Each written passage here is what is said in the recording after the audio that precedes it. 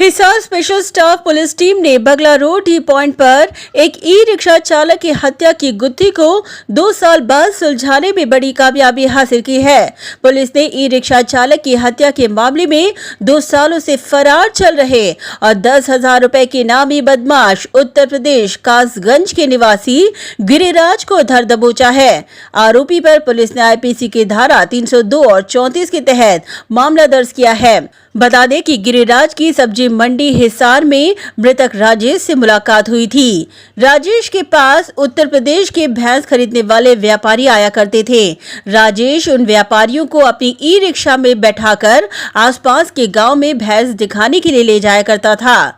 8 नवंबर 2020 को राजेश और गिरिराज दोनों ही ई रिक्शा में बैठकर न्योली कला ढूंढूर व बगला गए थे। वापसी के समय दोनों ने शराब पी और शराब के नशे में राजेश ने गिरिराज को गालियां देना शुरू कर दिया, जिससे गुस्साए गिरिराज ने राजेश को जमीन पे पटक कर पास रखी ईंट उठाकर राजेश के मुंह पर और सिर पर चोटें मारी और उसे मौत के घाट उतार दिया।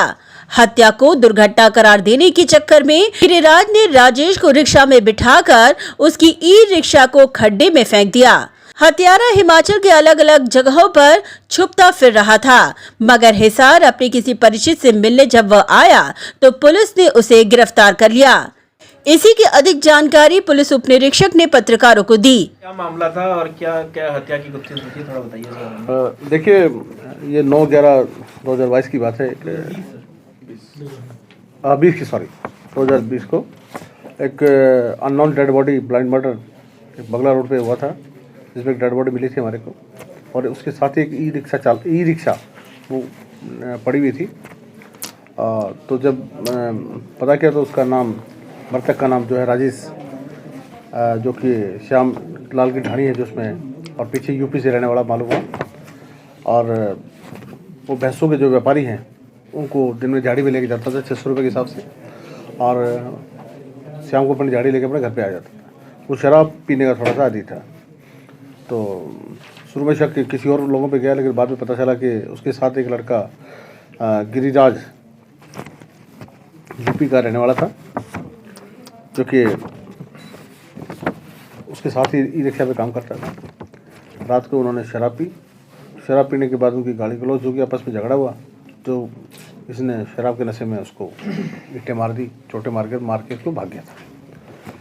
तो इसको काफ़ी बड़ी मशक्क़त के साथ हमारी पुलिस ने बहुत मेहनत करके अलग अलग स्टेट में भागता रहा, छुपता रहा, तो इसको कल लाहौरी चौक से गिरफ्तार किया है और इस पर 10,000 का इनाम भी था। तो ये फरारी के दौरान सर कहाँ रहा और क्या करता था वहाँ पर? देखिए, वहाँ पे मजदूरी करता था, हिमाचल भी रहा है, यूपी में, हिमाचल और राजस्थान वगैरह में घूमता रहा अलग अलग। ये मतलब ये भैंस व्यापारी था या उसके साथ सहायक के तौर पे?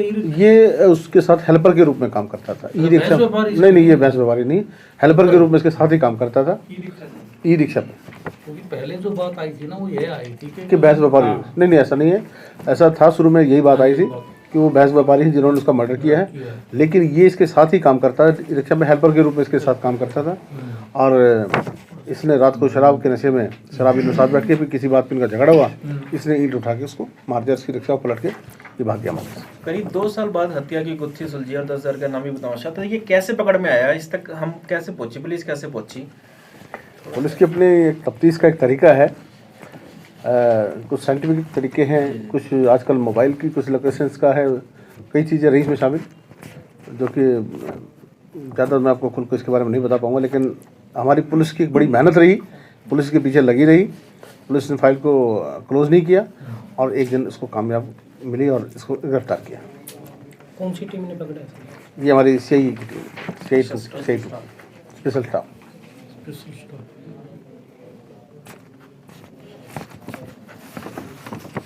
दोबारा कब आया सर सारे?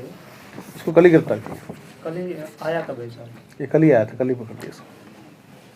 और किस लिए आया होगा? अब ये तो अभी जांच कर जाएगी ये किस लिए आया था। 1 दिन की रिमांड पे है। हाँ जी, 1 दिन की रिमांड। इसमें ये एक ही इन्वॉल्व है इस मर्डर में? ये एक ही